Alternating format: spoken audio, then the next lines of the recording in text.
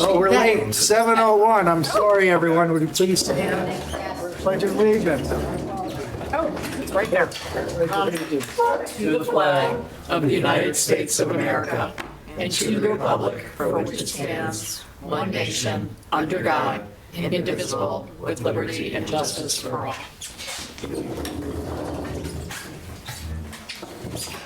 Call the meeting to order at 7:01.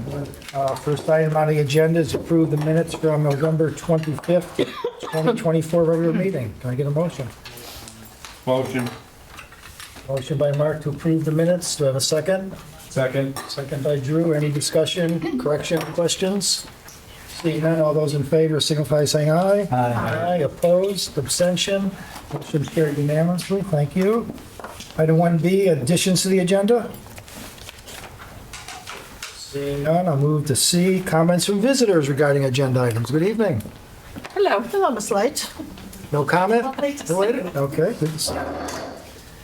Two, Chairperson's report. I didn't realize it till just now that this is our last meeting this year, so I'd like to wish everyone here at the board and everyone viewing at home a happy holiday and a happy new year and healthy, and we hope for some snow instead of rain. And I'll move on to the superintendent's report.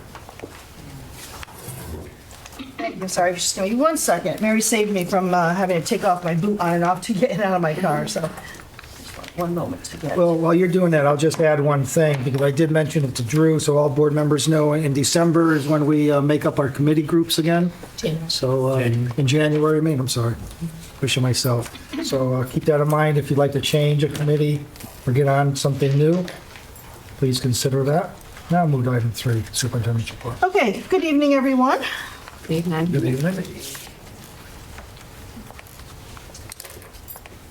Item 3A is the capstone. Last board meeting, I believe, Ms. Cormier gave an update from the curriculum committee regarding kind of the future of the capstone project that is done at the high school.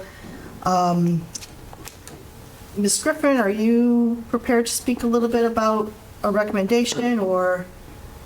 I can. Okay. Yes. So one of the issues that we discussed was the fact that the state has no longer required a capstone project to be done, and that requirement changed as of last year, if I'm correct, Mrs. Light? July 1 And then we have till next year to fully till July implement 25 that. to rescind it.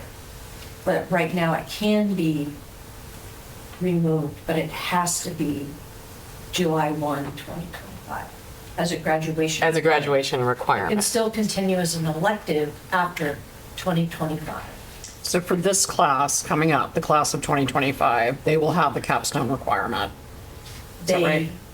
they could if you keep it on. for We this can year, discuss yes. that, right? Okay, all right. If they've been working on the capstone, how do they start working on it their senior year? Or is this something that some of them have probably been doing it for a few years? Or- Most of them start during their senior year. Last year, we started, I went into the classrooms in the spring, and I introduced it to the juniors so that they would have the ability to start in the summertime if they wanted to.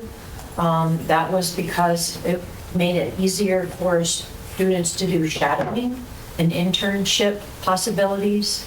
Most of the students do it during the school year, and they would present in March or April for graduation before June.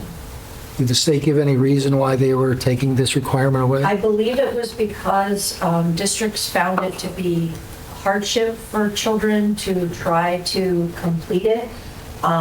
So they gave options. As you know, they put finance in as a requirement for graduation.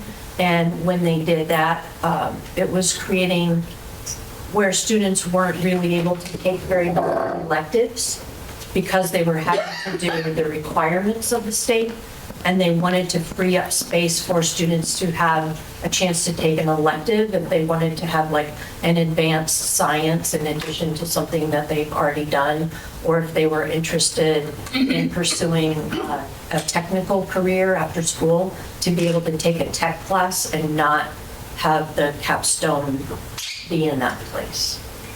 Thank you. I'm sorry, I guess I just didn't get it clear. So for the class of 25, the district can still require. You may require it for this, We can require, Correct. not allow for it, but require it. or And then- make it optional. And then after July 1, class of 26 and thereafter, it can be just a regular elective that we offer called Correct. capstone. Yes. And it can be done either as a semester Semester elective or a full or year. independent study. And that would be at our choice, how we would want to structure. It's at the district's choice as to how we would structure if we want to keep capstone. Right, it can It's up to us. go away, Yeah. or it can remain as an elective for students. So if the board takes no action, it stays as a requirement for this group? Is that how that works? I Or do we would, have to take an action in one way or the other? well, because the school board added capstone before it became a state requirement, so currently, that is part of East Granby's graduation requirement. It happened before the state mandate. So you would need to remove that. Thank you.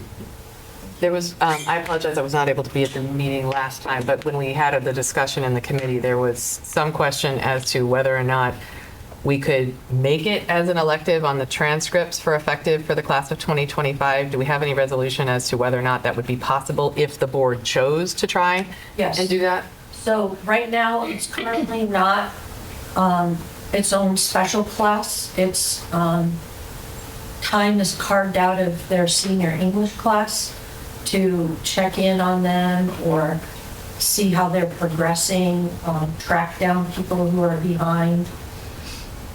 If we make it an elective, it's on the transcript separately. So in June, the principal or either of the two guidance counselors can go in and change or enter the grades from the committee. So if it was changed to an elective right now, that would be fine because it's not even in their records as we speak. So Steve Mosier from IT will go into Power School and he'll create that place for the grades to go in the springtime. Would it be challenging for the teacher if some of the students chose an elective, just if we go down that path, and others did not for the rest of the school year? So I talked about that with the teacher who's currently doing it. She was excited to think that she could get some of her English instructional time back. And I offered myself to stay after school periodically to meet with students who are interested in pursuing an elective. I'm the person that oversees the capstone right now, so I helped create it and build it. So I can advise students who are interested in continuing, because there are students who, as you've seen presentations, there are students who do really interesting and incredible work, and other students struggle greatly trying to complete that one. Now, I applaud those students that have done presentations for us. I guess this is a good question for us as our student rep. What's the word on the street with kids about the capstone project? Do you have any idea of how they feel about it? Well, it depends. Some people like to get them done like earlier, and but most people do get them done in senior year. I feel like in senior year you have a lot of things going on. Like obviously you have all those events, you have college applications, you have your classes, you have all your extracurriculars, and all these things are ongoing. And having the capstone project, I feel like a lot of kids already like meet a lot of their requirements naturally through the external work they do out of school. And I feel like the capstone project is sort of like, in my opinion, it's somewhat burdensome. Because it feels very repetitive, and it feels like more like just like a presentation and just something to show off rather than something that many students learn from. But that's just my perspective. If we make it an elective, could you take it any year? Yes. Okay. It would normally, I think, I mean, when they're creating the program of studies, they could say recommended for junior and seniors. They can do that. But a student could start on it in some districts I've seen in other states. Students start on it in ninth grade and they work on it all the way through. Yeah. And you would get a credit for capstone that would equal a course credit.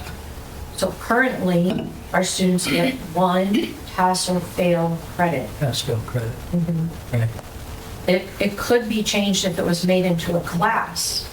And It could be changed to a grade, and it really doesn't matter what my performance is as long as I complete. the minimum. Right. Currently.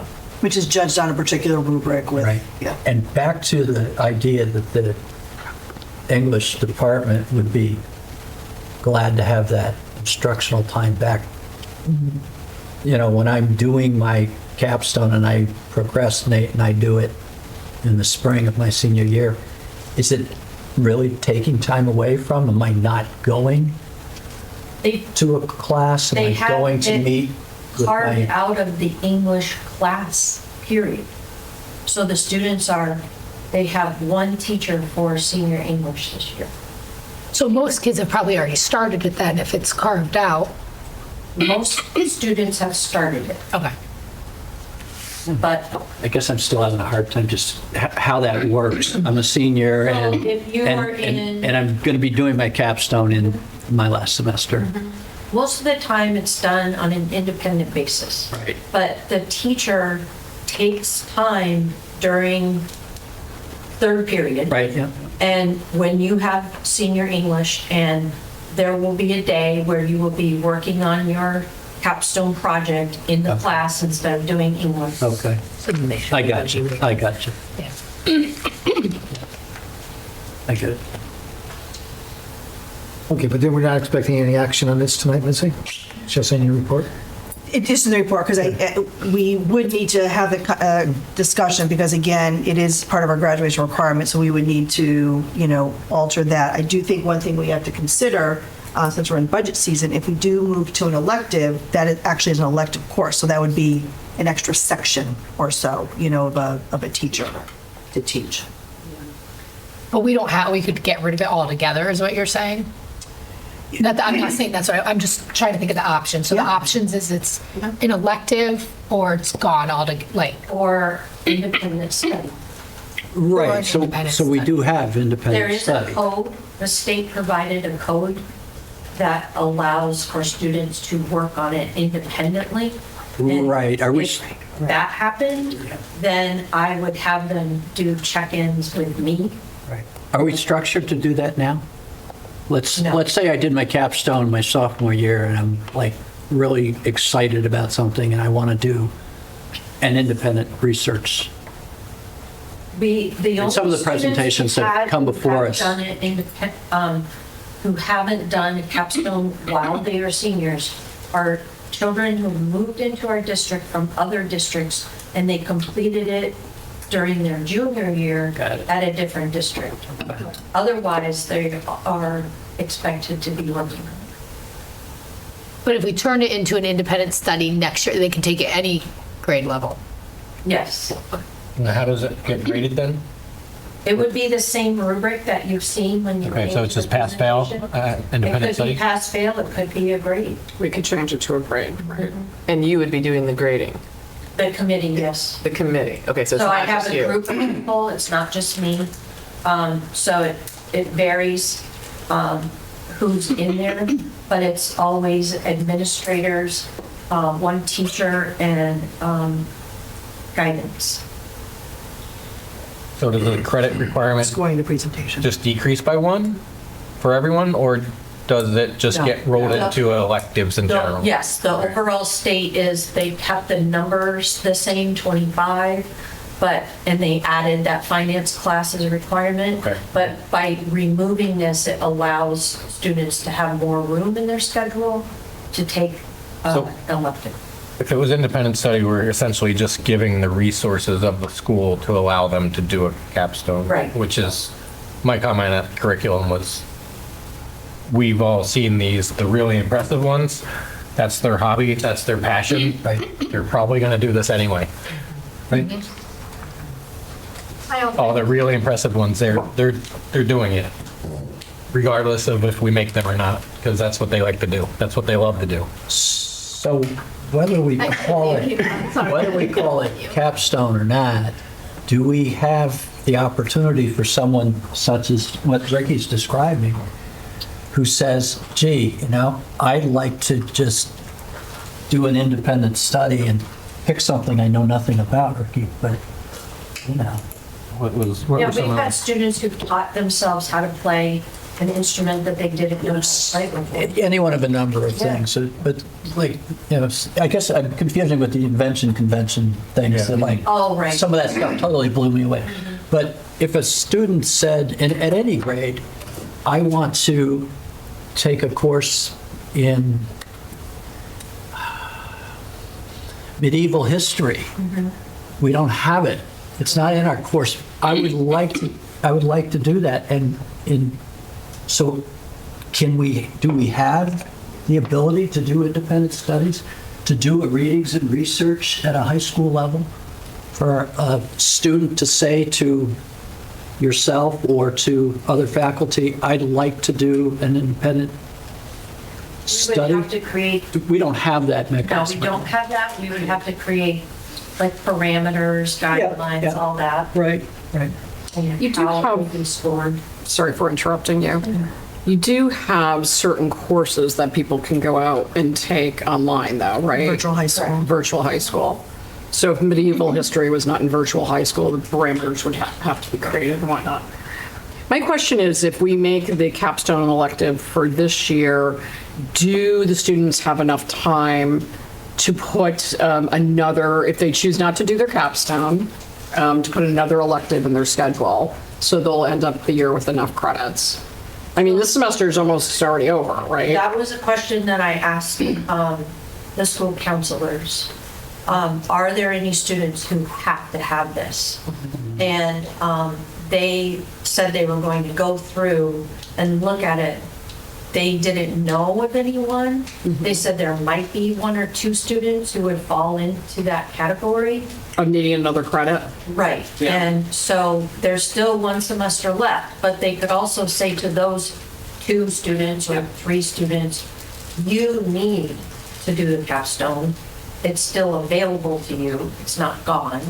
You need to do this as an elective so that you would have the 25 credits. Credits to graduate, okay. And they would be supported by you outside of Right. English class time, instead of being in English class with the rest of it. And I would There's either some do it things that after would be able to school put in their or schedule, but if they were some students still have to that do went capstone. to like a program in the afternoon at Goodwin College, for instance, I meet with those students one-on-one or small group when we're starting out and helping them, hone their ideas. I guess my concern would be, we're already halfway through the school year, and I didn't realize, so a chunk of their English classes being used to do this. So technically, all seniors should have started it, and halfway through the year to say, oh yeah, by the way, you don't have to do it. I feel like we're going, as a parent, I would be like, wait, what? I have been dealing with this stress. I just think that would open a can of worms. So I certainly think for next year, the idea of making an independent study, but for this year, I can't imagine taking that off the table. I agree with you. Yeah. Well, I think there's going to be as many people that are happy about it that are sad. I'm sure there's, Including parents. Right, I'm sure So, there will, but then it kind of takes away from what we've been making them do for a half year, kind of like, so you guys told us we had to do this for a half year. I think it takes away our validity of the importance of what we just made them do for the first few months of the school year. I do agree with that though, too, yes, that side of it. I just think it would be, some kids have probably spent hours upon hours, and I'm sure some have spent 0, but I just But they're think. still going to get credit for it, is my point. Right. So why make everybody do it if it can be elective? There are students in, You don't change in midstream. Right, especially if they started it. Yeah, I mean, I think for sure it's elective If next this year. is I think what we're August, debating I'd is be this year. like, take it off the table, but we're And in, next year, then you start 0. yeah. You don't do it midstream. Has anybody from the class of 26, 27, or 28 started? No. And I think that you're right. We stay with it for class of 25. It was a requirement. It's pass, fail. And I'm sure if We everybody have had students not pass. pass, right, And they've had to come back in June. to complete, finish, however you want it, right? I'm sure there's probably like accommodations for some students. If there's kids that needed that kind of. It's a graduation requirement. No, I know, but like accommodations, like if they're IEP or modifications, there must be something, right? If to help students in need is what I'm saying. Like obviously not all students are capable of doing this independent project by themselves. So there must be ways to support that, correct? Sometimes they have to stay after school to get extra help with the dense mind and help people after school. I've helped students before who are in danger of not passing because we want everyone to graduate. The school counselors work, spend a lot of time with kids who maybe don't have support at home or are struggling to try to help pull them over the finish line. And there's already some time built into the schedule with English. I was just say, they've as been well. working on it for half a year, yeah. Well, it's like a day here and there. Most of the work they have to do outside. So students who need assistance or who procrastinate aren't where they're supposed to be right now. Sure. But they must have that list of students, right? I mean, if there's a teacher who's kind of overseeing it, giving a chunk, she must be able to say, okay, these kids are nowhere where they're They have supposed to be. check-ins that they do. Okay, that's what I was wondering. Perfect. How do the administrators and faculty feel about this year and what they would like to see done? Most of the people that I spoke with said that they thought that it would be a blessing for some students Yep. to not have this hanging over them. They feel like the majority of students will probably continue with it since they've started. But there are, I would say, about 15% of the class that is having difficulty right now. So if we said it was no longer a requirement, and it's purely an elective, that 15%, 8 or 9 kids, 7 kids, 6 kids, whatever it is, they in all likelihood would then need to find an alternative credit, right? Well, Would that be an issue for anyone? most students have more than 25 credits. Okay. So let's say there are 1 or 2 of those 15 Right. that only have 24, then their counselor will meet with them and say, you're one of the people, like these other 50 people are going to keep going, you need to keep going with them so you can get that 1 credit. That's your 1 credit. That's why you're having the counselors look into that. Yes, they're going to go through every single Yeah. senior Because if needed. if we abolished it altogether, you're saying that 50 students would probably continue. If you made it an elective. No, if we abolish it as a graduation requirement. What do you think about that? Do you think that the Yeah. people who have already started would just say, oh, I'm going to finish? Well, I mean, if they started by now, they probably don't procrastinate and they probably have genuine passion for the Right. project. So I think, yeah, most of them will. And I know some people probably are doing long-term projects that they probably have like been learning since they were like young and they just want to continue developing. So I think if they started it by now, and that means they probably are going to continue. It's still going to look great on a college resume. It's really, yeah. Yeah. And that's like huge skills. And if you think like going into college, and which most of those people probably are going to go to college, you need to be able to problem solve and how to get those bigger projects done. And, using, multi-systems and independent learning, because you don't have a teacher holding your hand whenever you go to college, or your parents holding your hand to get you through the grades. So, I mean, I agree with you. I think that we should continue with this year and then look at for next year. I'm on the other end of the spectrum where the 15% who it's currently challenging for, I believe are the ones who are going to be the most benefited long-term life skills who need to be forced to do a long-term project.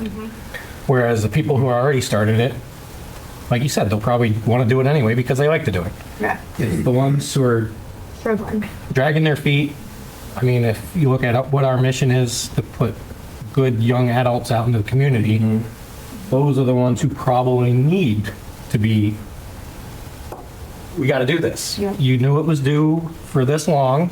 Life lesson. Life lesson, yeah. Well, right now they think they have to do it anyway. Like that's That's not what I mean. Like right now, that's what they all think. That's the reality. That's what we have. Is that true? Yeah, it's a requirement, right? Yeah, it's a Yeah, it's a graduation it's a requirement. Would they have any reason to know that the state? When they started the school year, they knew it was a requirement. Do they know the The state? students. I don't know. I doubt it. Did they follow the state? If they're watching this, If they're watching our scintillating meeting. they're watching tonight. Again, we started the year with this criteria.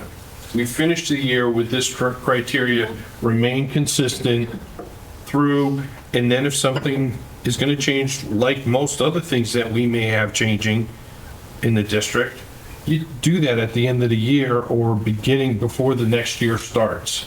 You don't normally change things midstream, especially something like this, in my opinion. And as Ricky pointed out, I'm of that same belief that it's a life lesson. Well, then I worry For those kids that might. those that smaller percentage, maybe it's something that's going to really be beneficial to them long-term in life. Yeah, it's a pain in the ass right now, but it's going to be something that hopefully will teach them something down the road for life. And I'd be really worried about those kids you talked about, like if they were short credits and then needed to, now we're telling them they have to do it. Those are probably the kids who don't want to do it. You know what I mean? I think it would just be. That's been over the past many years now, right?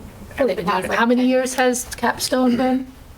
It started, we adopted it before it was a state mandate.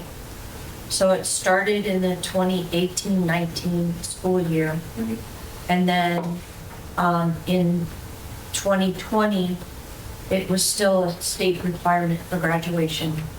But the state allowed us to pull back Oh, right. I remember that, yeah. because of the pandemic. of the, Yeah, 'cause they couldn't since go the out. pandemic Yeah. in March 13th. And they were supposed to be presenting within weeks. So they still did it. We did it virtually. And then in 2023, the state rescinded it. Okay. That's been around for like 5 years. So it's been. Well, I guess I'll ask the board, unless there's some clear consensus that we want to do away with it right now, then maybe we should just stop the discussion for right now and worry about next July what we want to do, because it doesn't seem, if I'm hearing you correctly, that we're still figure it's been a requirement, and unless we're looking to make it disappear tonight or the next meeting, we're probably done talking about it for now. Right, because since it's already a requirement, there's no change now, I right? mean, all the students are expecting it, and I agree with the students, especially those that have started it early. I mean, I would feel bad for the kid that's been doing it, for 3 years. Lynn's working on a project for 3 years, and here I am on December 9th having started, and now I'm told I don't have to do it. I'm going to be making fun of her, and she's worked hard for 3 years, and it should be a requirement, and I should learn that I have to do what I was told to do, period. So I'm thinking from a board perspective, we don't have to do anything because it's already required. We don't have to do anything, it's a But requirement. at some point, we need to move to take it out of our East Granby requirements, because we made it separately from We're the not doing state. that tonight, though. So we But it has can to be a wait future until Definitely. another meeting to say going, next if we year. want, going forward, it's elective or whatever we want to call it. I think we just need to put it on a future agenda to vote I think we on could, for I think future we could years. suggest that we're heading in that direction. Yeah. The question I would have is, I mean, is capstone, can we capture that as a budget item? And then if we can't capture that as a budget item, and if we're looking Good at the point. possibility of having something replace that, whether it be just adding, some, a .2, or whether it's, adding some sort of program, if you will, for independent study, I think we should, have that in mind and be able to capture that while we're capturing budget. And my final statement on it is, I think we should keep it as a requirement for this year. I think it should be on a, if you're willing to play, people that play and people that make the effort, right, wrong, or indifferent, it's all pass. The idea of somebody who puts in the effort and goes to appointed meetings, does his or her best, to have them not be able to graduate for something that is no longer a graduation requirement for any other district, I think that just sends the wrong signal to everybody. Those students who If you play and you didn't make the try, mark on the rubric, yeah. they had a chance to redo it, so I would meet with Right. them and tell them Yeah. how to fix it. Yeah. And I don't want to say everyone passes, that's not a good message either, but Well, we help them help until they it. do But I pass, think, because I it think was we a have to requirement. do our best, especially this last year of the program. I think we need to do our best I understand your to make message. sure all our Yep. students, To meet the bare minimum requirements to get a pass, Yeah. do you, in your professional opinion, is it very cumbersome to meet those requirements on the rubric for an average student? For an average student, it's not. For a student who is below average, it is. It requires, But we offer the support throughout the year for those students who need additional help. Do we seek them, or do they have to seek assistance, or is it kind of monitored and kind of, they need help, forced so you reach? family fun. Okay, all right. So it's not like we're just throwing them out there and saying, Good luck. good luck, and hopefully you get it right the first Their time when you English present. teacher spends a Okay. lot of time making sure, tracking. So one last hoorah season is not gonna really, I know the teacher would appreciate that time back, but they've been doing it for years, so one more season of the year. It hasn't always been in the. Okay. Well, unless somebody wants to further discuss it, we'll move on. 'Cause I think we've discussed it, we came up with some good ideas, and we'll bring it up again, hopefully before the end of the year, so we're prepared for students for doing their course selections for next year. But as of right now, I guess we're keeping it the way it is, unless someone wants to make an action item, I guess. Can we make an action item to do away with it? Otherwise, we're going to move on. Well, I don't feel strongly that it needs to be a requirement this year, but clearly that is not what I'm getting from the rest of the board, so. That's what we Right. hear, yeah. But should we add it as an agenda item for future meetings, for Yes. future? Yes. Okay. Yes. Yep. Sooner the better, Thank you. probably, so people Thank know. you. Yep. Because I may be a junior, already planning for my capstone, at least give them the relief. I don't have Yep. really enough time. Okay. Item B. Okay, thank you for the conversation. no, Thank you. no, I just, again, if our minutes reflect accurately what I think we've all kind of agreed to, I think that should be sufficient to I think so. pass along to any parent who might have Yeah. a question as to whether or not it's something that their sophomore or junior this year is going to have to contend with next year. That's a requirement. Correct. That's it. I have to, it's a little frustrating when, as a district, we work really hard for particular things like the capstone, and, it's not like, here's, I mean, it takes a lot of evolving over years, and then with no warning, essentially, it's done. Never mind, you don't need it. And Yeah. we've seen terrific presentations, and our main purpose here is increasing student achievement, and we see that when they Yeah. do the presentation, so it's hard to just give it up early. I mean, one has to think that there was other districts campaigning against, very strongly against it. Especially large districts, we're struggling. Yeah. Sure. Yeah. Okay, well, thank you for the conversation.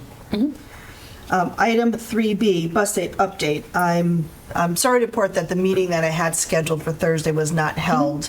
However, I did receive every bus runs for 5 random days from the bus company, plus Mr. Phelan and I went and did additional tracking, in terms of time.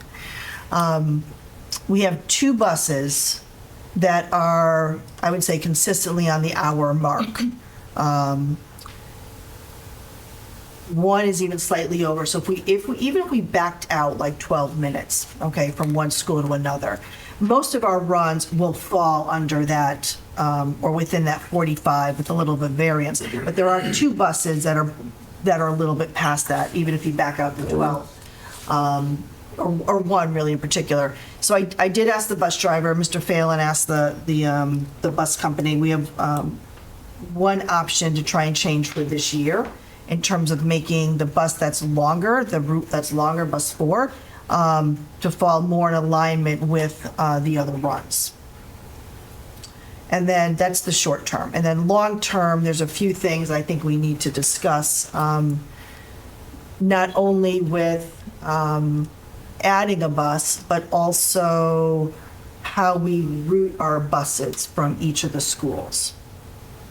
So just by way of example, is there a way, so if you think about all of our buses, okay, afternoon are all at Seymour School.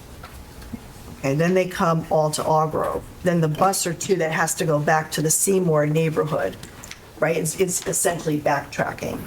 And the same with the morning runs. If you think about a run that's finishes off by Allgrove, instead of dropping off at Allgrove, they have to go all the way up to Seymour and then back to Allgrove. So again, backtracking. So we're brainstorming. There's a neighboring town that did something a little different. And I had a pretty lengthy conversation with the bus company because it took me a little bit to kind of wrap my head around what they were talking about. But I would still recommend that. I spoke with the administrators, especially at the elementary schools, on what some of those impacts would be, because there would be a bit of an impact in terms of kind of the dismissal time, more so than the arrival time. And I would want to do, every bus as a dry run to make sure it actually would serve our district, the purpose as intended. Meaning change the routes that they were more neighborhood based around the school where they're taking the kids, so Or somehow back and forth. drop off and pick up at different schools depending on where the routes are. Essentially looking at other schools being a pickup, just treating it as a pickup. Sure. What happens if you have Allgore and Seymour kids in a family on the same? They'd still be on the same bus. Got it. But the bus, so let's say there's a bus, and I don't know my north, south, east, west, Mr. Phelan was last night. So the bus that's up, the run that's up by Seymour School. That's west. Thank you. You mean everything over here is not north? Is west. That bus would pick up from Allgrove first, then Seymour, and then be able to just take the run right from there. Because right now, that exact bus is going to Seymour, Allgrove, and then back to the west side of town. What's the dismissal time of the 2 schools? The dismissal time right now is only a 5-minute difference, which actually doesn't work anyway. Right. That's not even realistic. So Seymour School actually starts dismissing about 2:50, so they can leave the grounds at 3 and be at Allgrove for 3:05, which is our stated dismissal time. I mean, it works effectively in terms of Seymour calls over to Allgrove. They have the order of buses. It works very well at that point, but there's still about probably 10 to 12 minutes, I get that. between the 2 schools. Especially when you get stuck at that light. And I'm trying to wrap my head around that as well. So if you were to split it apart that way, so like, for example, I know that the bus that the kids run, they go to Seymour first, but they're like right there at Holcomb, and it's like a quick loop around, right? And they're already there. All right, you kind of lost me. Okay, so I'm going from Holcomb side. So I'm all the way at the top of the hill going over, right? They go over Holcomb and they go down to Seymour and drop off, as compared to the kids that are coming from like the north end of like North Main Street. They would drop off at Seymour, Allgrove first. Yeah. So And like, they would for flip. example, I want to say Bus 4. I think Bus 4's Yes. last stop or second to last stop is Schoolhouse Landing. Last stop. Oh, so so- they're right there. So they would be able to drop All the off way at to Allgrove Seymour first instead of going all the way to Seymour and then backtracking. And how many buses would drop, hypothetically, would drop off at Allgrove first versus Seymour? I believe it's going to be, certainly more at Allgrove than Seymour. Okay. I don't know the exact number because I don't have the routes embedded in my memory. Yeah. Although I should by now, but I don't. But it would be more so at Allgrove. So that's why the dismissal time, I would need to work it out with the administrators because there will be a little impact because there'll be a staggered dismissal time, not by a lot, but by probably 10 to 12 minutes by the time one bus gets, cross town. Currently, Seymour comes to Allgrove, right? On dismissal, Yes. that is correct. And are you proposing that it could be a combination of both? Because I kind of thought about that too. But currently, it's inefficient because you could have a Seymour kid come to Allgrove, load up an Allgrove kid, but then that Seymour kid lives 3 minutes from Seymour already. Correct. So now you could have kids in Allgrove that live closer to Seymour. There could be a bus going from Allgrove to take those Allgrove kids to Seymour, Yeah. and then combine buses there. And then right. And be then in the other their- way and for be the in their neighborhood. For the kids who are at Seymour but live on the north end, would come on a bus from Seymour to Allgrove. And Well, the runs are already merge those developed that buses. way. That's how I thought it would make. That's what, exactly. So is that different than what I'm saying? Nope. Nope. Okay. Okay. Bless you.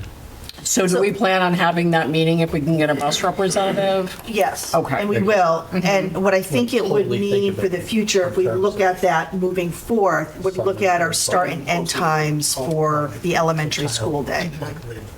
Because right now, because we start Send them to Allgrove first. Seymour 5 minutes earlier than Allgrove, that's what's driving it, to Seymour first. But if we start at the same time, the buses can drop off at wherever they're finishing their routes and Wherever the then closest. cross. Correct. So instead of all the buses coming from Seymour to Allgrove, you have crisscrossing. Yes. Yep. It makes sense. That's I've always wondered why we didn't do that, but. Buses passing on Holcomb. So what was the thing you were saying for this year? For this year, they're looking at a stop to be moved off one bus and put on another bus. So all this would take place in between school years. We wouldn't want to, you don't want to change up the entire, or do we? If I can make a change from one bus stop to move on to another, that we can do. For the bus four, but I mean the Correct. overhaul No, of, that would be next year. that would be Yeah. next year, okay. That would be next year. Yep. So are we meeting with the bus company soon? Because I still think we probably have questions for them, Yes, they, I mean, that seems like a pretty good plan to at least implement, try out, proof of concept. I would, so that was brought up and I wouldn't want to try it with students. So I would ask the Yeah. bus run to do dry runs to actually see what difference, and actually do all the stops and see what the difference of a time frame. If we're saving 10 to 12 to 15 minutes, I think it would be worth it. but we're talking about next year. That's next year, correct? Right. That's what Drew's saying, though. Can Yeah. we implement it next semester? And If you I don't think, remove I one don't, stop. I don't think it would behoove us to try to do a complete No, I totally overhaul agree. And until, I mean, until the summertime.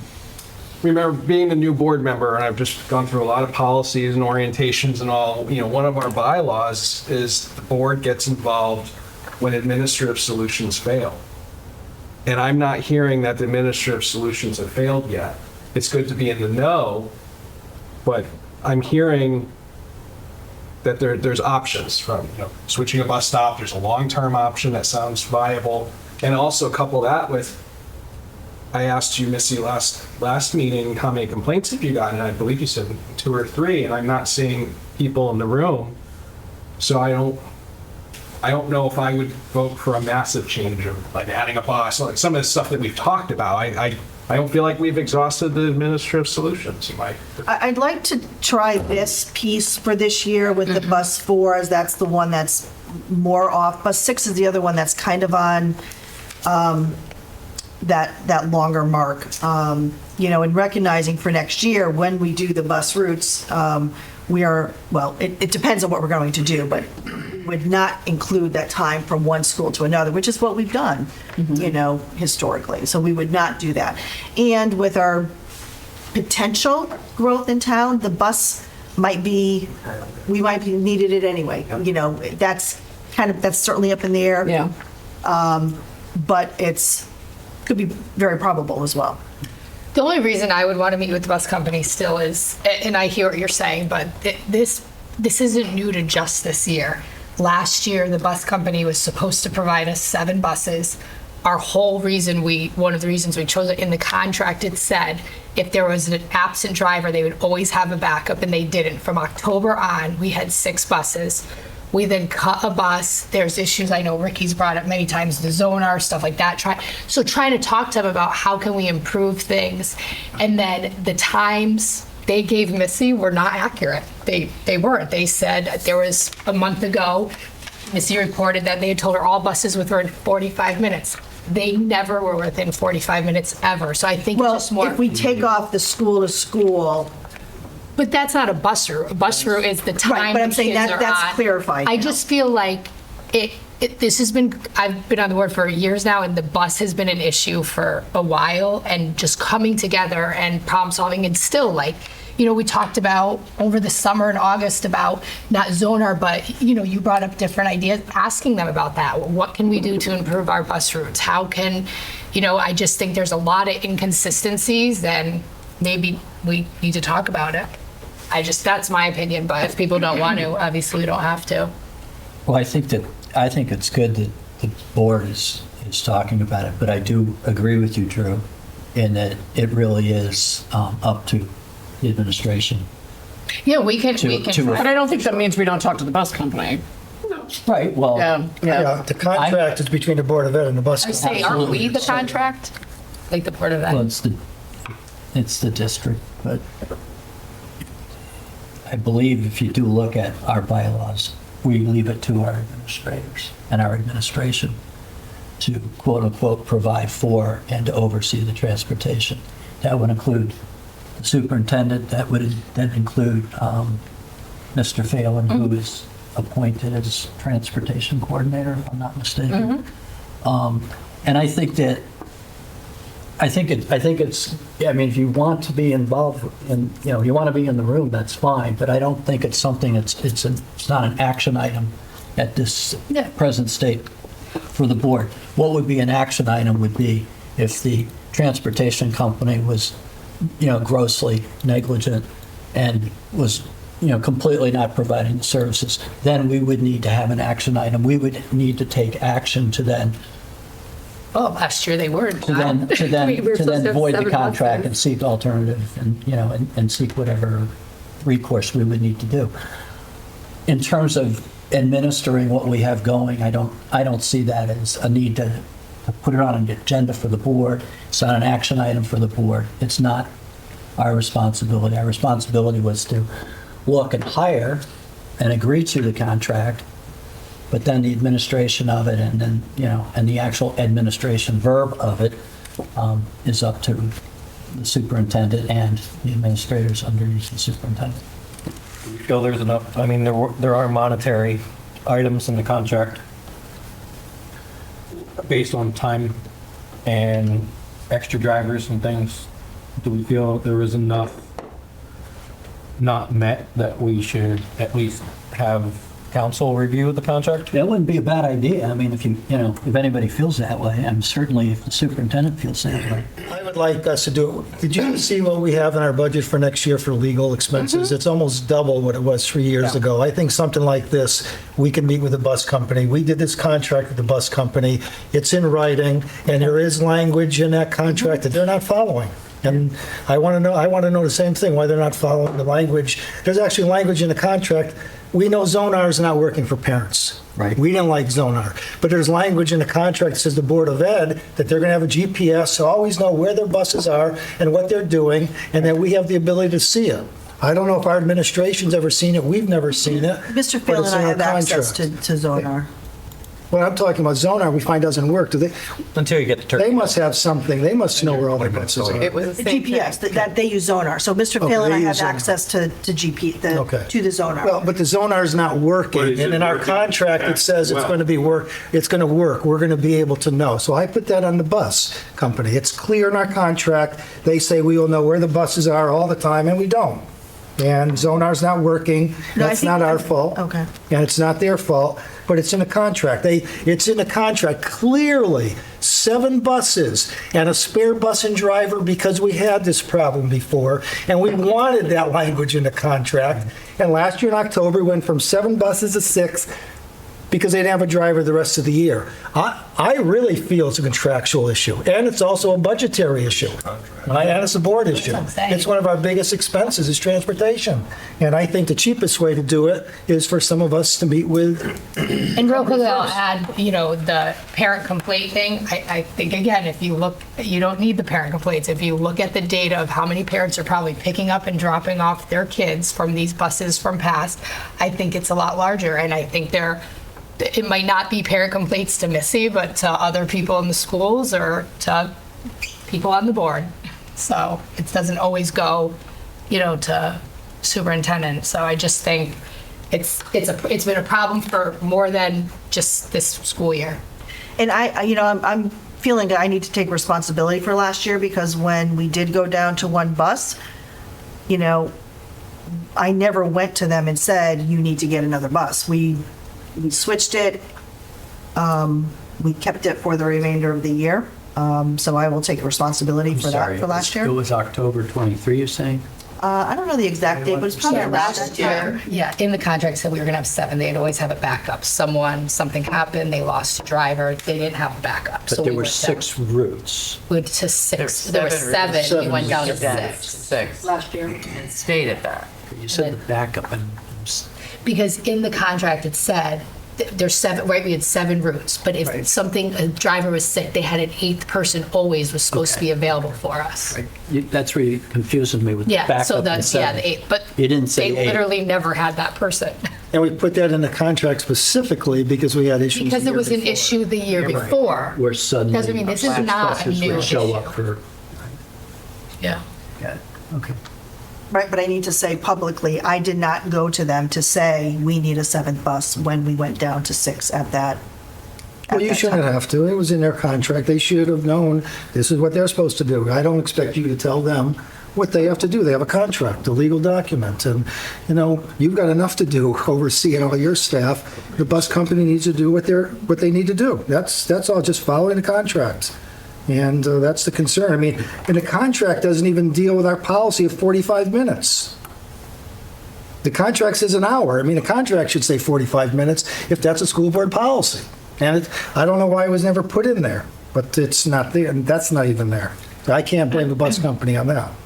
Well, okay, that's enough of an update. Anyone have any other questions or comments about the bus update?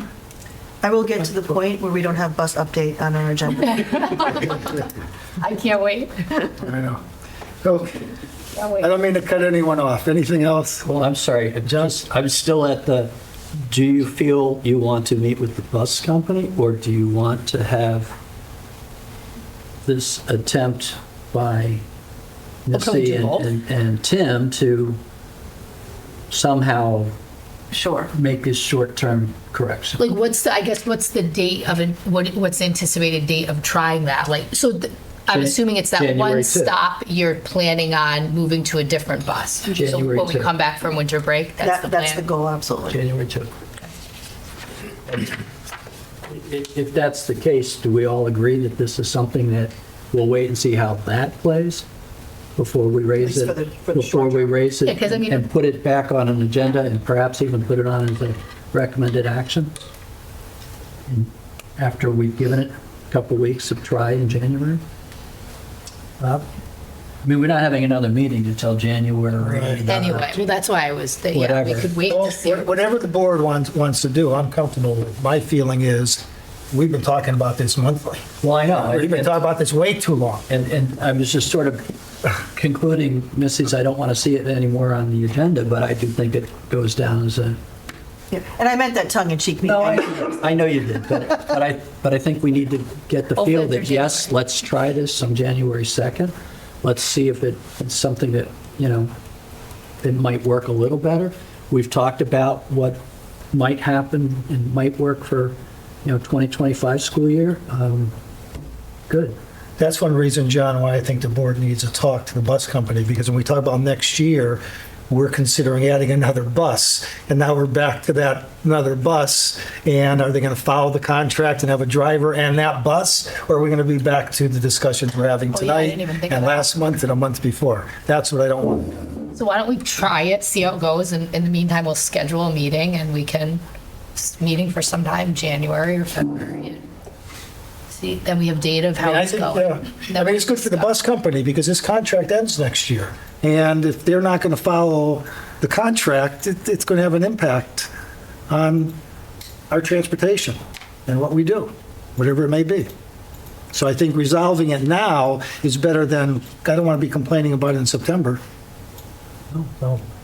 And we've been discussing this We've since been discussing September. it since September. Anyone else on bus update? Okay. You don't have anything else, I'm sure. Item 4, recommended actions. Can I get a motion to approve I'll November? move to approve the November 2024 financial report. I'll second. We have a motion and a second. Okay. And I guess all those in favor? No, we do that after. I'm sorry. Go ahead. I'm all wound The up annual now. financial audit conducted by Mahoney Stable is almost done. They are going to report the financials at the Board of Finance meeting in January 21st, 2025. We entered almost all of our encumbrances for the school year. We still have a few remaining, and we plan to have them all done by the end of December.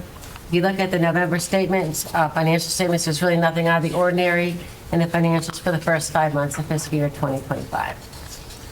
During the first week in December, we had a consultant from Tyler came to provide additional training on our payroll system related to our software upgrade. It included accruals that were doubling, some manual processes that could be automated within the system, the teacher sick bank, and plans to implement direct deposit statement online. The consultant worked with us for 3 days, identified several key issues, and successfully resolved some of them. But we want to ensure that the system functions optimally, and we will have the consultant return for another 3-day session in March 2025. And we are, obviously, we're continuing with our budgeting process for fiscal year 26. Any questions? May I ask you Thank to you. grab a set and then pass the rest down, please? I'm Any sorry, questions, I didn't mean to John? I'm interrupt sorry, John, your before hand the up? vote. My No? apologies. Any questions or comments on the financials? Okay, seeing none, I'll call for a vote. All those in favor of accepting the motion to approve them, signify by saying aye. Aye. Opposed? Abstentions? Motion carried unanimously. Thank you. Approved school calendar 2025-26. Can I get a motion on the floor? Which one? What's that? Which one? Well, Both are going to need discussion. how about just,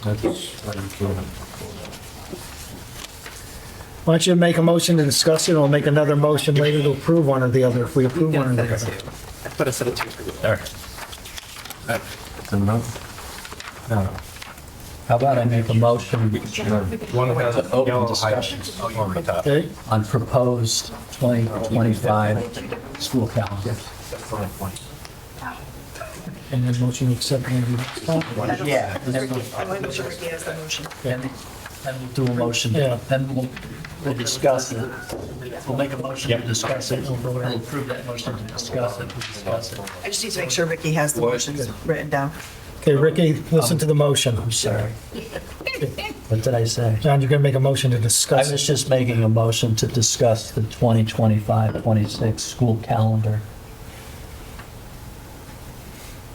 Seeing as we have 2, it'll include both. It will include both? Yes, it will. His point is, we'll discuss them, but then we'll vote on one next meeting. Right. So we can discuss This both is of just a them. motion to discuss. That, Okay, your second and Mark seconding the discussion. Okay, so that's what we're doing is discussing. Okay, I'm going to just give a bit of, Ricky, you have a puzzled look on your face.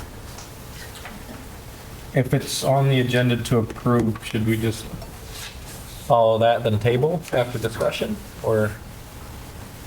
We could theoretically then make a motion to, we could then make, That'd be we could more then make proper. a motion to approve once we, We could then do that, and the support, we'll approve it, yeah. So how do you want? However you want. If you make a motion, we'll vote on Do it. you want to follow the agenda? Yeah, no, but, you know, we may not meet till next year. Make the motion. If everyone likes it, we'll approve one. If not, we'll do it in January. I'll withdraw that motion, which you didn't get down anyway. I'll make a halfway in motion, it. I'll make a motion to approve the 2025, 2026 East Granby school calendar. There we go. How? There's two different calendars. We're going to We're gonna discuss, We'll come up with We'll one. discuss we're it. making a motion to approve and we'll discuss our way and We can either approve. table it or disapprove or approve. If we don't have consensus, we'll table it. If we do, we'll Second. approve it. Second by Mark. Okay. All right, I want to just give a little bit of it, oh, I'm sorry, ready for discussion? Oh, go ahead. Yeah, I said that. Yep. I'm going to give it a little bit of an introduction.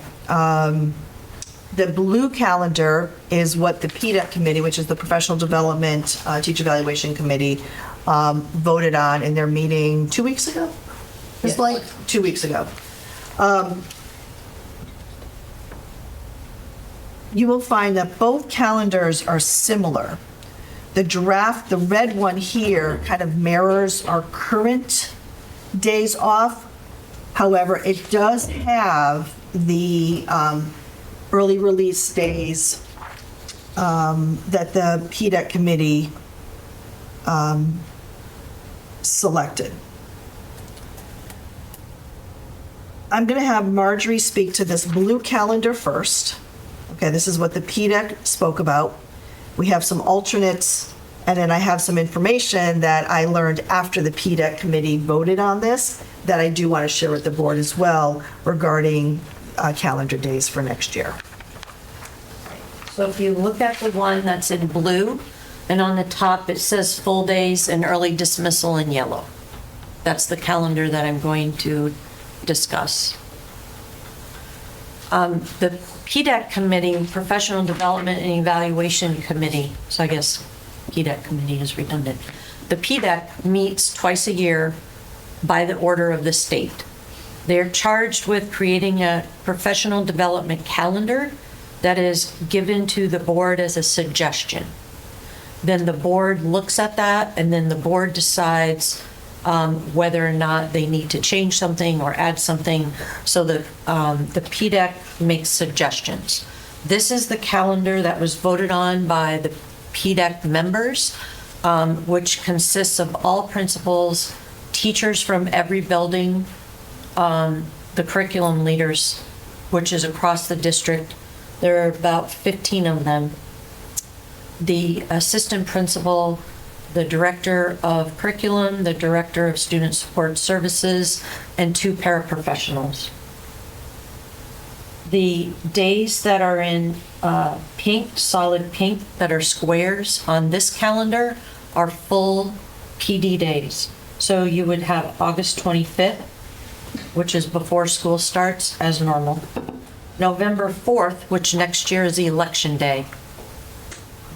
The reason that we did that is because as part of my assistant superintendent group that I run, we're talking about doing a consortium. I know the board was really interested when I partnered with Suffield and we had a PD day with another district. So this would be with multiple districts. And so we've already started working on the November 4th election day, PD day in my group. And then the third full PD day would be February 13th, which is a Friday. The reason we picked that is it creates a longer weekend for families. If you see the 16th and 17th are vacation days, which is traditional here in East Granby. In September, there's a half PD, or I'm sorry, early dismissal PD day. It's not really a half. I'm sorry, the 13th March? And the 16th of September. 16 September, yeah. Okay. Then in October, there are no professional development days. The 2nd is a Jewish holiday, and the other Jewish holiday falls on a weekend, so there's only one reflected. The 13th is Indigenous Peoples' Day or Columbus Day, which is an optional holiday. Then in November, the 20th is an early dismissal PD day. The reason why that is there is because the state has this year started a requirement where teachers have to create their own professional development plan, and the district is required to give them time in order to work on their pursuit in order to better their practice as a teacher for their student growth. And it is due the middle of November. So this would happen right afterward, after they were approved by their administrators to have this day where they would begin their work. And then a suggestion was made at the meeting to add the 26th, which is Wednesday the 26th, as a vacation day to the calendar. And that was done because of the many students who either do not come to school the day before Thanksgiving, or who are, I'm sorry, on the Tuesday before, or who are pulled out early on that dismissal day. On the Wednesday. Can I just intervene for 1 second? Sure. Because I actually looked at the numbers. It's not that we have an inordinate amount of students necessary. We do have an increase. It's not a crazy number, but there have been parents that said it'd be great if this day. My understanding is some districts also do that. They've moved in the direction of having that particular day off. Why would the 25th need to be an early release then? Like, I know a lot of districts do the Wednesday, but then they do a full, why would Tuesday be an early release? That's 2 days before Thanksgiving. One of the discussions that we had was instead of having the 20th be the early release PD, to make the 25th be the early release PD. That was one of the discussions that we had that day. And either or. Moving on into December. I'm sorry. Oh. I think it's either or. Yeah, if you can share the question so we can hear. I'm sorry. I just, They're saying, they're adding so it's like a half. with the 20th and the 25th, I'm just trying to figure Either out. one. So it wouldn't be It's an both. either or You're on saying that. it would be either or? What I'm saying is if you decided to have a full day for students on the 25th, Yeah. that Tuesday, you could consider making it be a half day for students and moving that the 20th over to the 25th for teachers to stay. So it's either the 20th or the 25th. For the professional development Right. could be moved. Right. I would think teachers would prefer the 20th only because 25th when the kids leave, be out there and motivated. Well, we also considered parents instead of having that early release the week before. Right. And Right, but having It's all in one. As a parent, that's favorable to parents. So then we also get one solid week of instruction. Are we gonna get a lot of people that are just gonna on the 22nd? Head over to Bradley and come back on the 30th? Right, yeah, that's You'll true. get a few, John. So in December, there are no professional development days scheduled due to conferences and holiday break. In January, there is an early dismissal PD day suggested for the 28th, which is a Wednesday. In February, I stated before, there was the 13th, full day, PD day. which the teachers would be working, but students would not be. Then in March, the 19th is an early dismissal day. None in April due to the loss of 6 days. None in May. That's when we have testing. And then in June, we have, after the students leave, whatever that last day is, the next day we come in and the teachers have meetings and they're doing work, but it doesn't really count as a professional development learning time. So one of the things that's different about this calendar, the proposed calendar versus the current calendar, is that we are less one early dismissal day. We have the same number of the same number of full days, but we have one fewer early dismissal day. And the reason for that is Missy is going to talk in a minute about release times. So, I'm sorry, you were comparing 25, 26 with 24, 25, correct. and saying there's one less. We have, the One- 25, 26 has one fewer early dismissal days Right. than the current year. Right. And there's like reasoning behind that. I also have a list here. I didn't make a copy of it because it's just so long, but I made a spreadsheet of all of the requirements that the state has. There's a minimum of 18 total hours that teachers have to have, but if you start looking at what it is that the state makes them do, there are 37 to 57 credit or hours that are role dependent depending on your job. There are 12 and a half hours that are required of all educators. There are 5 hours that are required for technical training for all educators. And then there are 5 to 30 hours of science of reading training. And that happens over the course of a year. And in the case of some of them, it could be on a rotating basis, every other or every third year.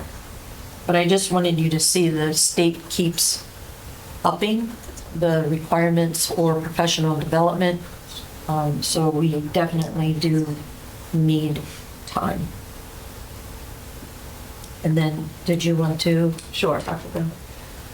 So I got a few things. I want to talk first because on both calendars, it represents one less day than we have this current year for early dismissal. So I'd like to share a proposal with you. In your packet, I sent, just to get an idea of early dismissal times with many other districts, we're like an hour later than I think everybody. I'm proposing an earlier dismissal time for our buildings, and I think it would serve dual purpose.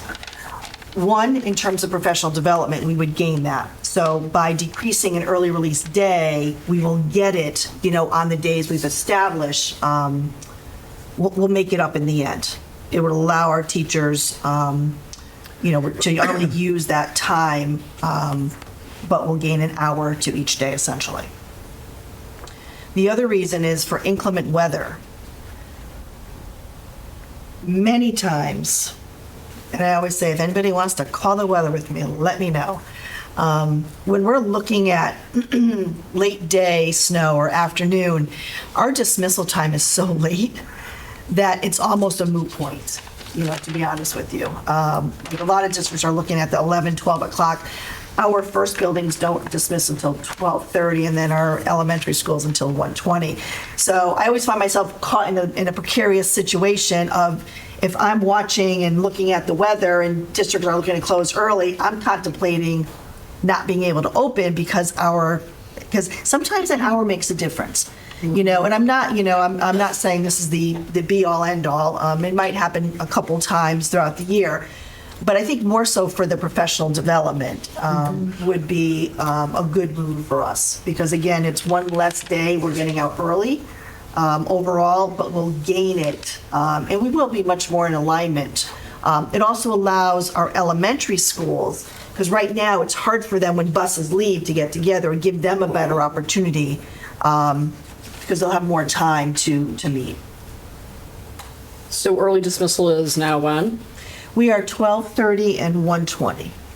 And so it would move back to, We are.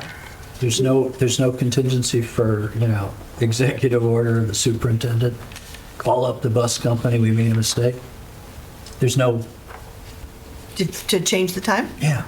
I mean, are we locked into this? Is this policy that we're locked into this? No. This is just, No. I mean, it's a just pretty current practice. substantial proposal. It'll be a change in practice. Yeah, yeah. So I definitely want the board. oh, absolutely. Yeah. But I'm just saying, I mean, this is what we, bless you, this is what we do. I mean, even if we made the mistake at 7:30, we made the mistake, we just go with it. You lost me, I'm sorry. He's saying like if there's just no issue, inclement weather only. Oh. Yeah. It's 8:30 and we realize we've made a massive there's never an blunder. early release. Sure. No, we You could- have we that- could you call- do have that discretion. Absolutely. We could call buses. I mean, sometimes we've had an emergency situation or a power outage where we've had to call the buses to come in. Absolutely. But you're talking about any of these with slashes will be this new It time. would all be the same time.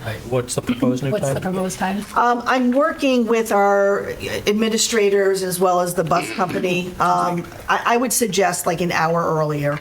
So 11:30 and 12:20. 12:20. Yes. I apologize. I was meeting with the elementary. I asked all the administrators to look at their schedules and give me a time, and I did not coordinate those times for tonight's meeting, but I'm working on that with the bus company to ensure, which it's not a problem, just to find out what that time is that's the best.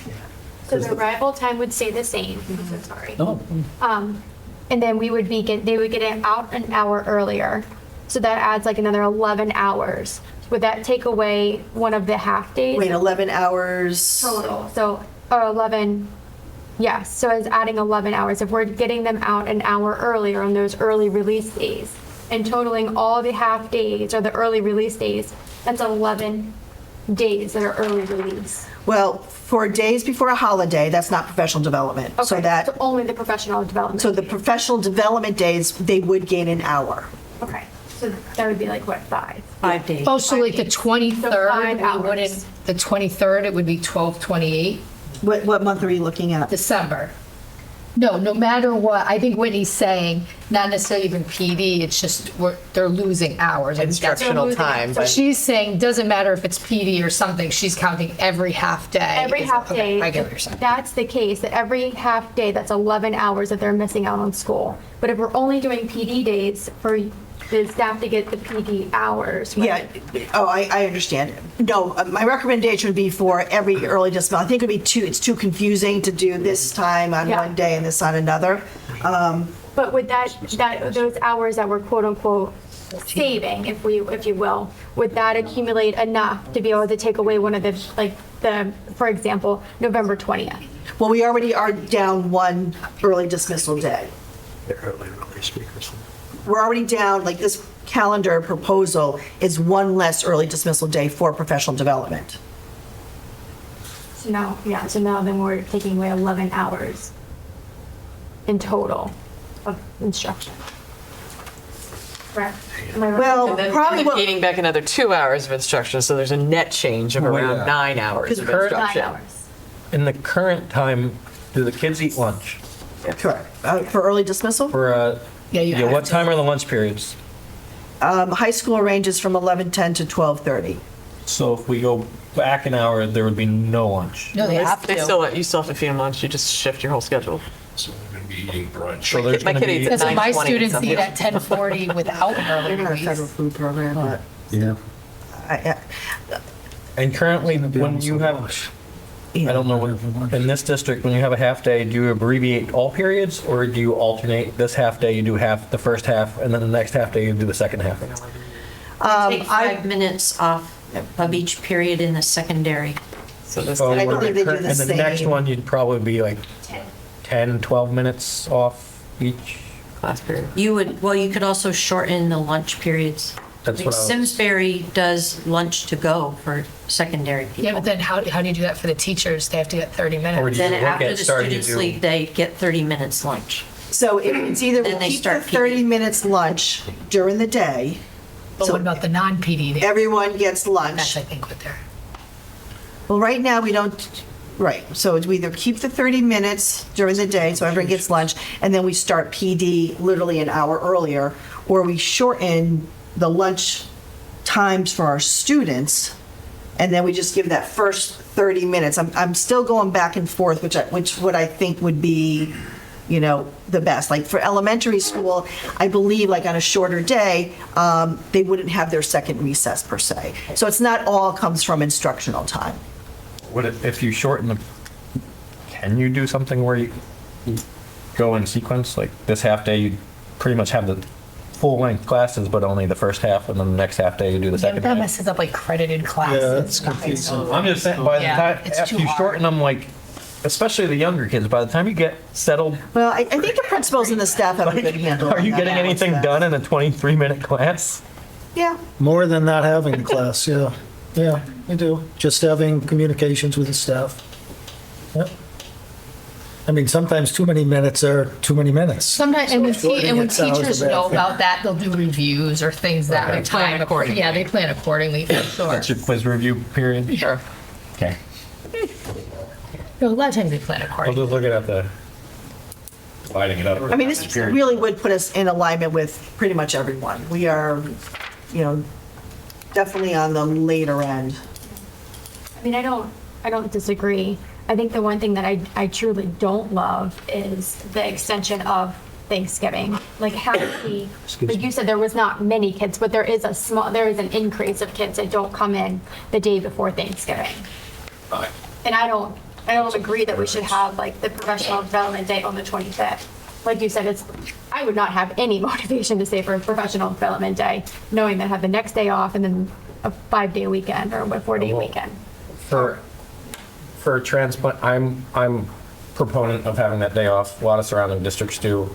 No. Any transplants, if you travel for the Thanksgiving, by the time you get home and get on the road, it is the busiest traffic day of the year if you try and drive Wednesday evening. Oh, absolutely. So then what do? You leave Thursday and miss half of Thanksgiving. Yeah. No, I think she So was saying anybody she who was needs to trying travel- with that. She It was questioning the She's Tuesday. talking about the Yeah, no, Tuesday. Wednesday off, I'm absolutely Yeah, I'm fine. on Yeah, I'm board with good with that. Wednesday. I'm actually fine I with pulled that. my kid. Oh, when you want the Tuesday off, the half-day Tuesday, would that help you? No. But then why do you go to school that week? I was gonna say, yeah. Yeah, then, yeah. Yeah, parents, I'd be looking for a week vacation if there's only a day and a half of school. Yeah. Right? Parents? So the next week you're coming into only 3 half days. I I don't even love that the 20th elementary. either. I just think it's so, could it go somewhere else since they already have November 4th off and then the 26th, 27th, 20, you're already like so short on days. Could that half day go somewhere else? You know, I think we're gonna- Yes, you could put, in October, you could have the 31st be a half day. I love that idea. Something. We've had that as a I'm PD day sorry, for a few years. Instead We of, had the first as a No, the Tuesday. first. Oh, that's right, that's right. Oh, did- Key. Did we take, day after? They have to. Saturday, Oh, the it's Saturday. Saturday, oh, yeah, okay.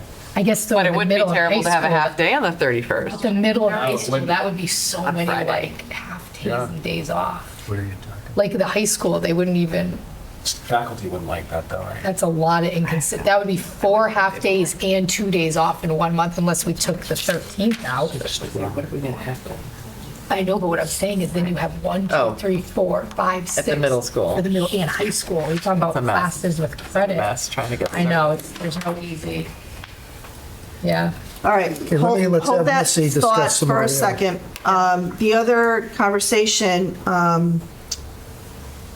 is to look at Veterans Day and Columbus Day. So we moved a couple years ago, I don't remember the exact year, to having, to coming to school on Veterans Day and keeping Columbus Indigenous People Day off.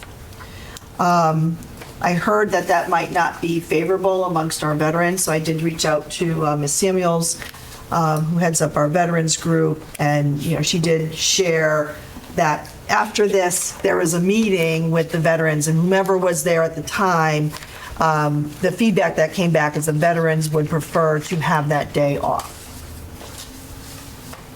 So I think that's important for us to consider as well. Observed as a holiday. I'm sorry? Observed as a holiday. Correct. Instead of doing the Instead of parades. taking the day off. Excuse my language. What's your language? I said take the day off. Oh, I should have said okay. observed as a holiday. Still a national holiday. Exactly. So the kids would have it off, is what you're saying? Yes. No school. They'd National be going to school on October 13th. That is correct. Then we go back to, then you have November, you have the 4th off, the 11th off. Right, You still, it's like. right. It was the 13th. It's national But if we did the 11th, we wouldn't do the 20th or the 25th, is that what you're saying? No, You'd have to add a day to the end of the year. yeah, you can, I mean, if we, Why can't we go to school on Columbus Day and have that be a professional development day? That way we don't impact families. We get the day in, it's a day we don't have to take off. Columbus is one of those days we don't, state doesn't require it. Yep. you're saying in lieu of the 4th or the 20th in November? I wasn't talking about, I was just talking about. Just in general? In general.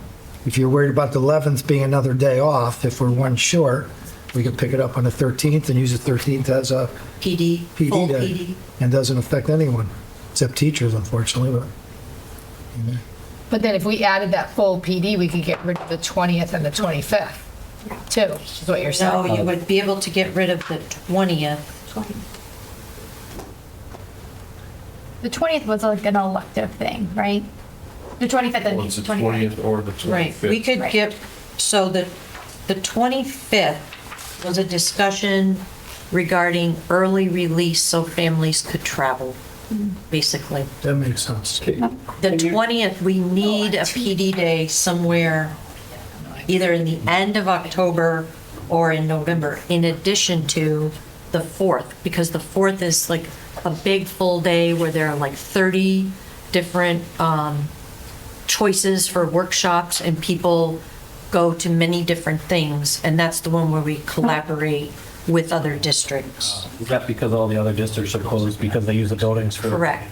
So all the other districts in my group. So at my last meeting, Canton, Bye, have a good night, drive safe. the districts that are wanting to participate in this, South Windsor, Canton, Avon, Simsbury, who else was on the call? Granby wasn't on the call that day, but I'm sure that they would be interested in it. And Suffield was not on the call, but she said that she would be interested in it. So we're talking about making places where teachers can get together. Like, we have a siloed biology teacher. She's the only biology teacher in our district. She would be able to go to another district, or they would travel to our district, and we could get biology teachers together across and have PD that's specifically for them, developed by them. On the 4th of November. Right. So you think You could also do the 11th as a PD day if you didn't want to have it be a full day off. I like the idea of October 13th, though. As a PD day? Yes. What do surrounding, Wyoming, what are surrounding districts? I'm just thinking of. They all have Veterans Day, they have school. So Simsbury, Avon, Suffield, West Hartford, South Windsor, all have school on Veterans Day. But if we observed Veterans Day as a holiday, Yeah. we would get rid of the 13th. Correct. And then you won't have an extra day October added to the 13th. end of the year. Yeah. October 13th. Right. And then you said you needed that extra half day in November for PD, so we could leave that on the 20th. Right. To sort of quell the concerns about November. Thank you. You know, I have to look at the contract because the contract, these are considered, one of these is considered a paid holiday. That would be for 12 month. I have to just kind of think about this for a You're talking second. about the So 13th of 12 October. month, Yeah, paraprofessionals do not attend full full days. day, right. So, but for 12 month, Because the state allows us to take off either the 13th and/or the 11th. Those are, and also now they recently added Juneteenth. So if school was in session on Juneteenth, then it's similar to Veterans Day and Indigenous People Day, where if you are in school and children are there, you have to have programming for those children to learn. What is Juneteenth? Is it June 14th? 19th, okay. we're almost- And usually we're not in school, and so, There were years where we were in school almost till July. Knock on wood. Yeah. so so essentially, it's so normally administrators if there. we come to, if We need a we winter, I haven't had one. observe the 11th November, We do. then October 13th would be a paid holiday for our 12 months, so our custodians would not be required to come to work that day, because they would, if they're coming, no, wait, hold on. Because you're saying they need one or the other. Yeah, And this makes it so kids are there on the 11th and staff are there, so there's not a day where nobody's there. you're right, if we observe the 11th, then our 12th employees are okay by contract, because they wouldn't be here, so. So your idea was observe the 11th and PD on 13th? Observe the 11th as Veterans Day of November. And then on October the 13th, change Indigenous People Day to a full PD day. And then if you did that, you would still need the full day on the November the 4th and the half day on November the 20th. If no, we could remove the 20th. We could remove the 20th. And the 25th. And the 25th. And Right. 25th. Well, it was either or anyway. Right, wasn't it was either or. Yeah. So it's only this one. But we would, then in November, we would have one PD day on the 4th. And then no school on the 11th. Correct. No school on the 11th Green and no circle. school on the 26th. But the 25th would be a regular day, not It would be earlier a full than. day. And that's. That's up to you all. Full day. A full day off. Full day off, so it's circle. Calendar. Any comment, other comments, questions? Does people like that setup? I'm sorry. It seemed like we sort of stopped. Miss, I think you Sure. sort of stopped when we got to the Thanksgiving. Didn't you? And you rolled through everything else? I guess I was starting to lose my mind.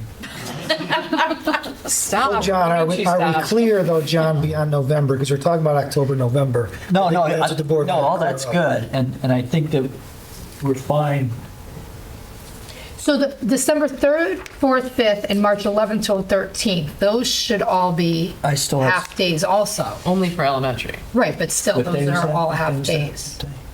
Those are the blue, Right, it just didn't have a slash. It's more obvious on the red map that those are half days Yeah. for parent-teacher conference. Lisa wasn't available to do the, Oh, that's fine. No, that was just for me. I wanted to put it Yeah. on there because, they are those are conferences, yep, in the blue. early release. The 19th March, Yes. Would be early Early release for release. PD, yep, Right, yes. February 13th, full. no school.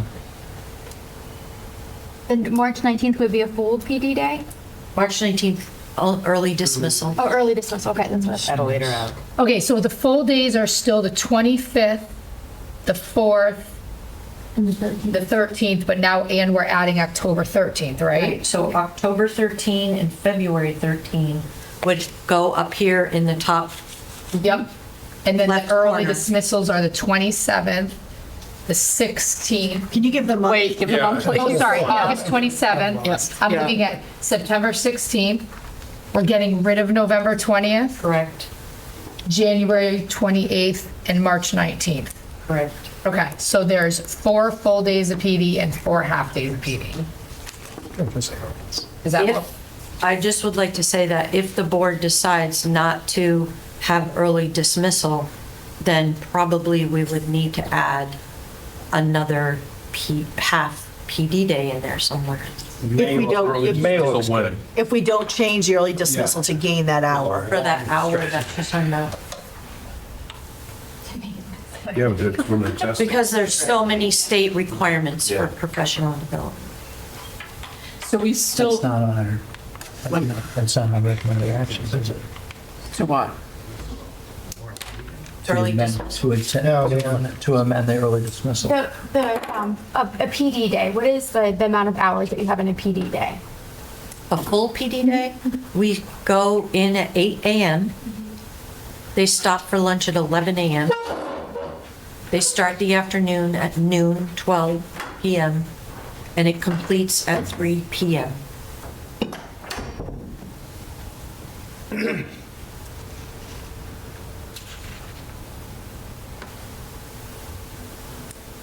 Six.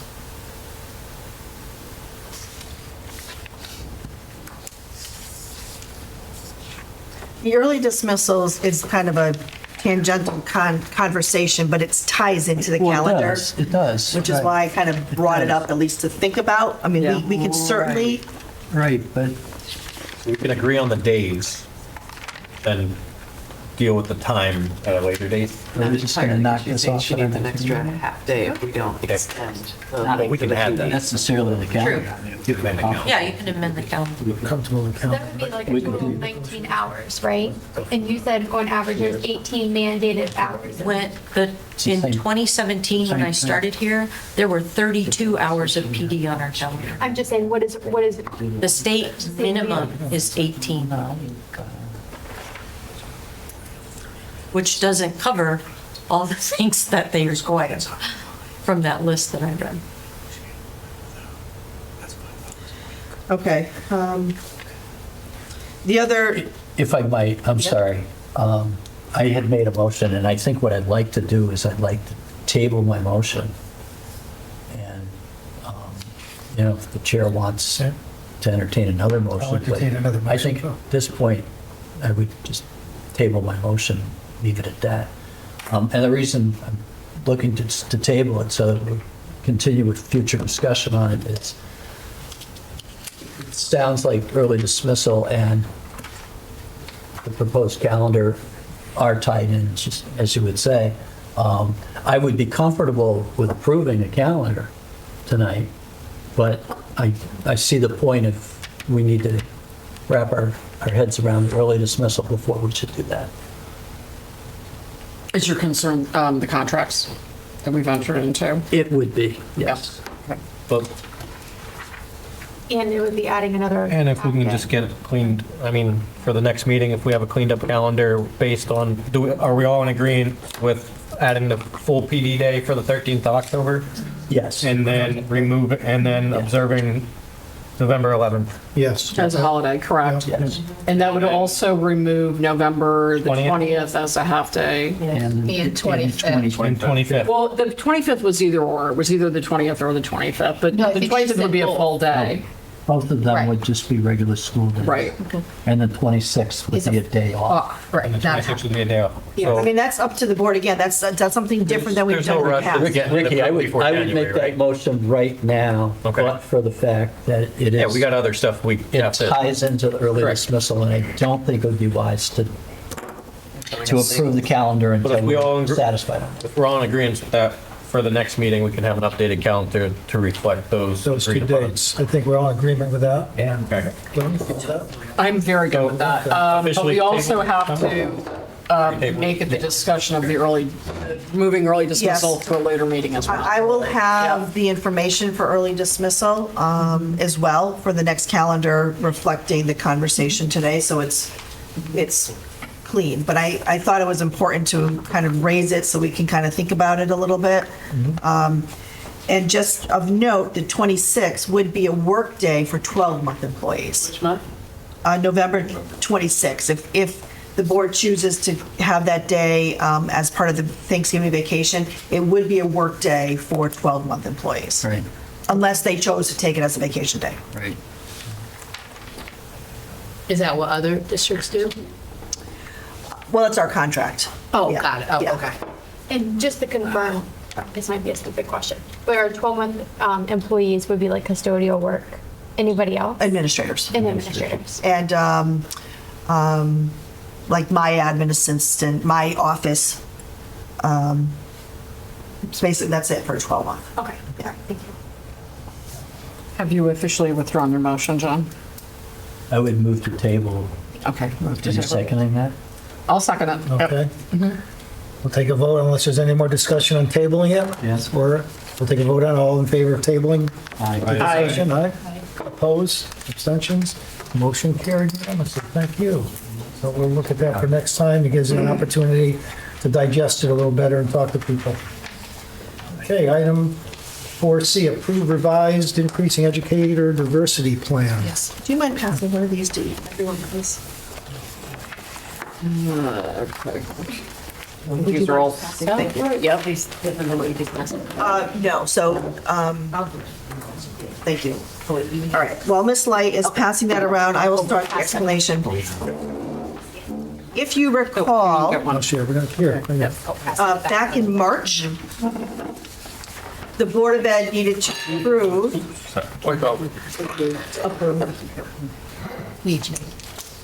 the increasing educator diversity plan. At that time in March, the board was provided our plan.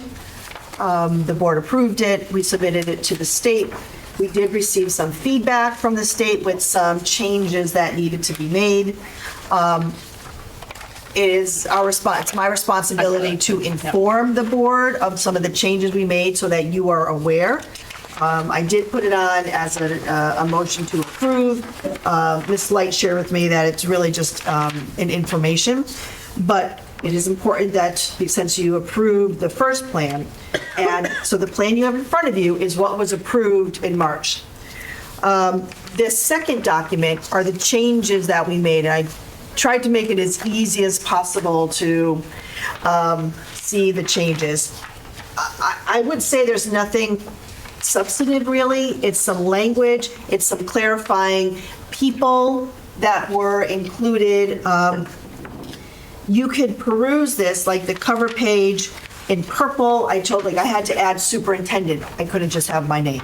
And then anything highlighted is what was added to the current plan. So as you can see, it's a lot of language changes. And maybe a little bit of a follow-up. So there's a couple areas where we had to say, what are we going to do? We had to bring it just a little bit further.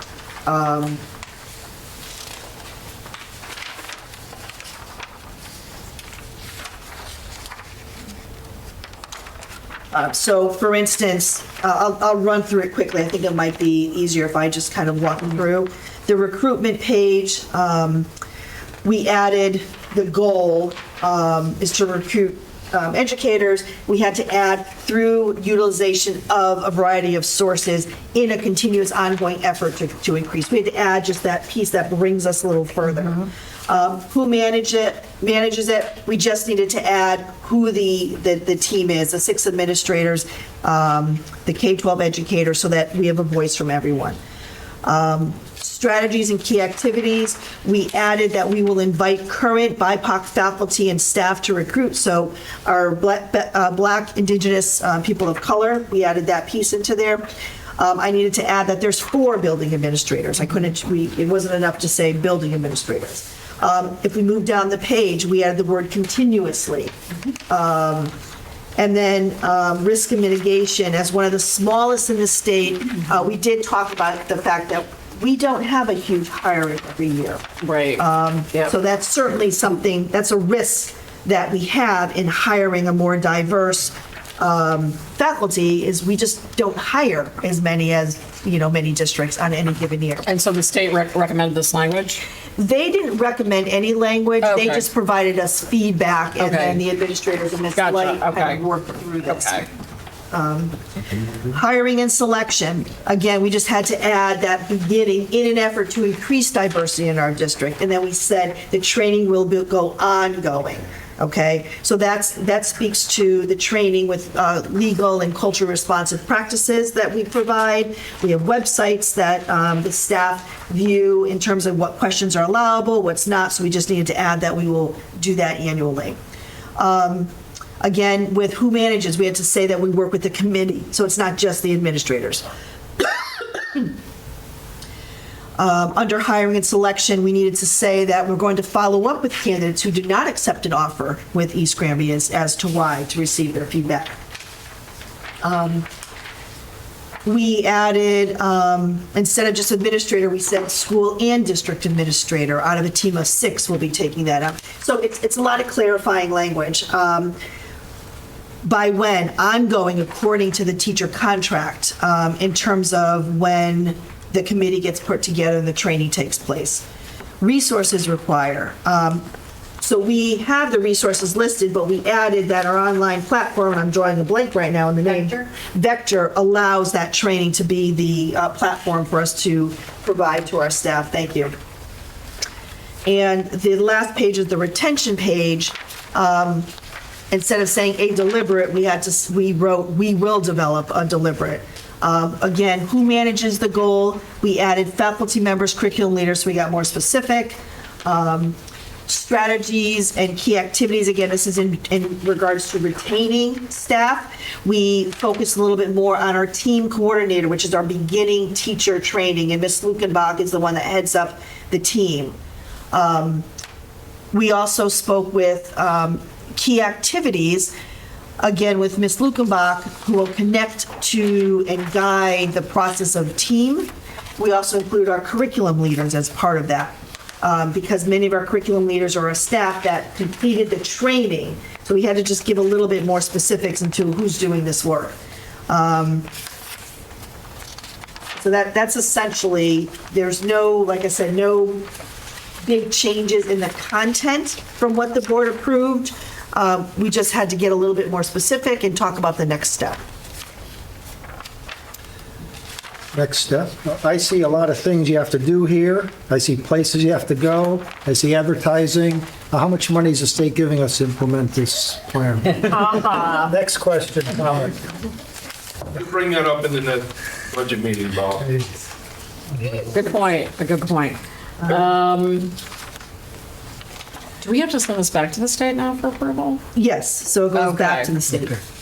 So this is good with them right now, the way it stands, you believe?